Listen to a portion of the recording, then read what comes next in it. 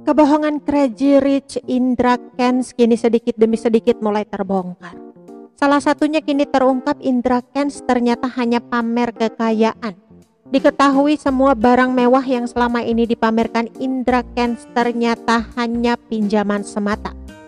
Dugaan tersebut muncul setelah penyidik melakukan inventarisasi aset milik Indra Kents.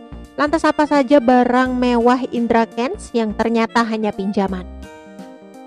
Polisi menduga barang-barang mewah yang dipakai Indra Kents cuman pinjaman. Polisi menelusuri pemilik aplikasi investasi bodong berkedok trading binary option Binomo. Ada dugaan pemiliknya berada di Indonesia.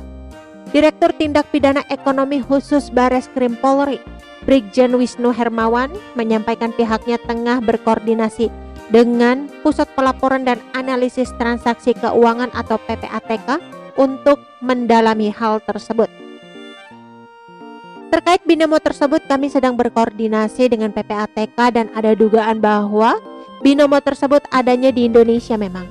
Pemilik ada di Indonesia, ujar Wisnu di Jakarta pada Kamis 10 Maret 2022. Ia menuturkan pihaknya menelusuri pemilik Binomo tersebut melalui perusahaan payment gateway di Binomo. Hingga saat ini, pihaknya masih mendalami pemilik Binomo tersebut.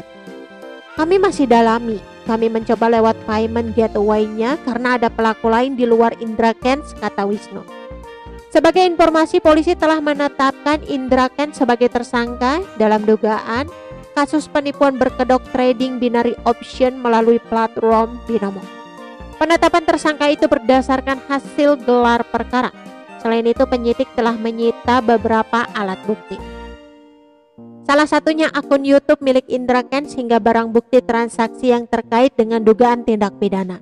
Indra Kents pun dipersangkakan dengan pasal 46 ayat 2 Janko, pasal 27 ayat 2 Undang-Undang ITE. Kemudian pasal 45 ayat 1 Janko, pasal 28 ayat 1 Undang-Undang ITE. Kemudian pasal 3 ayat 3 Undang-Undang Nomor 8 Tahun 2010 tentang TPPU pasal 5. Undang-Undang Nomor 8 Tahun 2010 tentang TPPU, selanjutnya pasal 10 Undang-Undang Nomor 8 Tahun 2010 tentang TPPU, serta pasal 378 KUHP Janko pasal 55 KUHP. Sehingga Indra Kents di kasus Binomo terancam hukuman terhadap yang bersangkutan 20 tahun. Dilansir dari tribunnewsmaker.com. Hingga kini Indra Kents telah diproses penahanan di Rutan Bareskrim Polri Jakarta Selatan. Terkait Indra Kents sendiri, Wisnu mengungkapkan bahwa jam tangan hingga barang-barang mewah milik Indra Kents diduga hanya pinjaman. Dugaan tersebut muncul setelah penyidik melakukan inventarisasi aset milik Indra Kents. Namun hal ini masih didalami oleh pihak kepolisian. Terkait barang-barang yang jam tangan kemudian benda-benda berharga lainnya, kami dalami apakah itu milik saudari Indra Kents atau dia bersifat pinjam saja. Itu yang menjadi aset yang kita sita terkait Indra Kents, ujar Wisnu. Di sisi lain, kata Wisnu, pihaknya sudah meminta penetapan pengadilan untuk menyita aset rumah mewah Indra Kents yang ada di Jakarta dan Tangerang. Kami meminta juga penetapan pengadilan untuk beberapa aset yang ada di Jakarta dan Tangerang. Setelah kami menerima izin penetapan khusus, kami akan melakukan proses penyitaan terhadap beberapa rumah yang ada di gambar-gambar yang rekan-rekan pernah berikan kepada kami, kata Wisnu.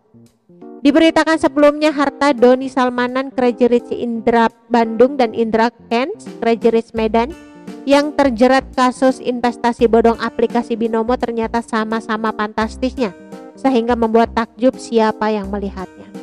Doni Salmanan yang kerap disebut Crazy Rich Bandung ini memiliki rumah dengan harga fantastis, yakni 14,6 miliar rupiah, sementara rumah Indra Kents yang rencananya akan rampung pada 2023 ini menelan biaya sebesar 30 miliar rupiah.